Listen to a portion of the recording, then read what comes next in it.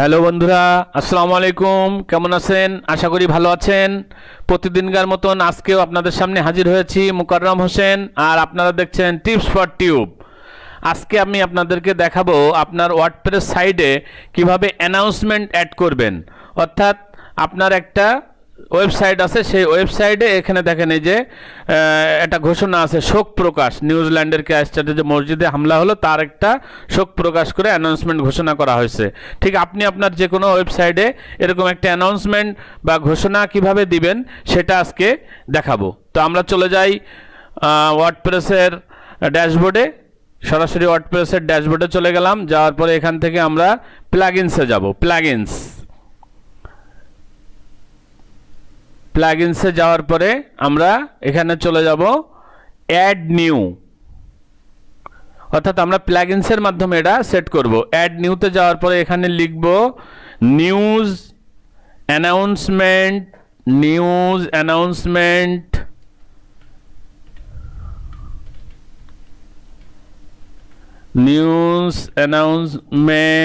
Scroll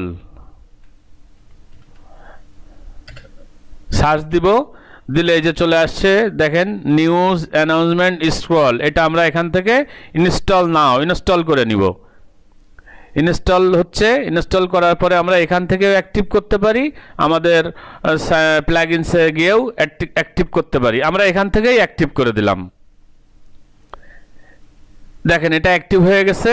এখন এখানে active হয়ে যাওয়ার পরে আপনারা জানেন যে কোনো প্লাগইনস অ্যাড করলে সেটা চিনাই দিতে হয় উইজেটে গিয়ে, যে আপনি এটা প্লাগইনসটা কোথায় দিবেন। তো আমরা এবার অ্যাপিয়ারেন্সে যাই। অ্যাপিয়ারেন্সে যাওয়ার পরে উইজেটে যাই। উইজেটে যাওয়ার পরে আমরা প্রথমে প্লাগইনসটারে চিনিয়ে দিব যে প্লাগইনসটা কোথায় কাজ করবে।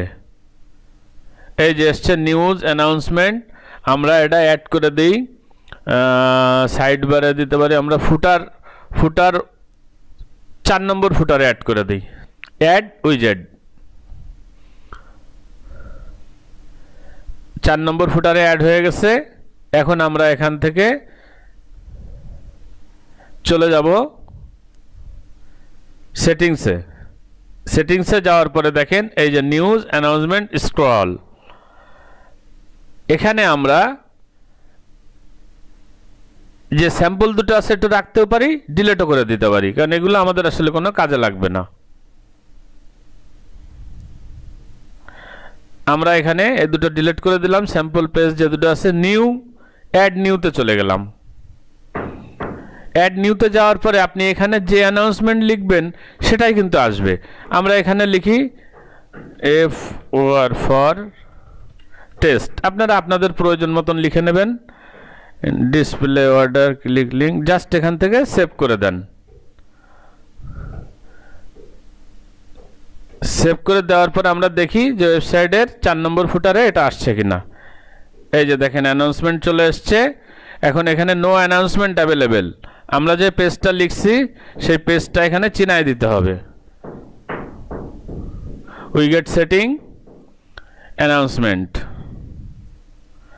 এখান থেকে আমরা সেভ দিয়ে দিলাম। Appearance widget news announcement for test edit. এখন দেখেন এইটাকে display status yes, enter order yes. এই যে সিলেক্ট নিউ গ্রুপ, এই গ্রুপটাকে আপনি স্যাম্পল করে দেন, বা স্যাম্পল করে দিতে পারেন, বা উইগেট করে দিতে পারেন। উইগেট করে দেন। উইগেট করে দেওয়ার পরে আপডেট দিয়ে দেন। আপডেট দেওয়ার পরে এখন আমরা দেখি যে অ্যানাউন্সমেন্টে লেখাটা চলে এসছে।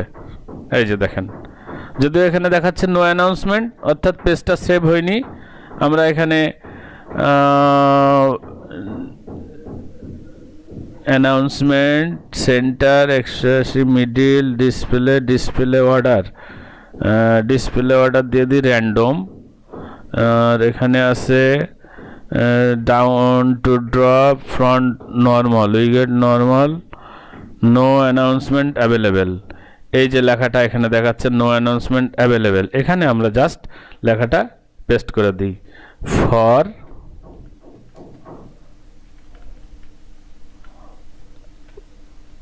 For test,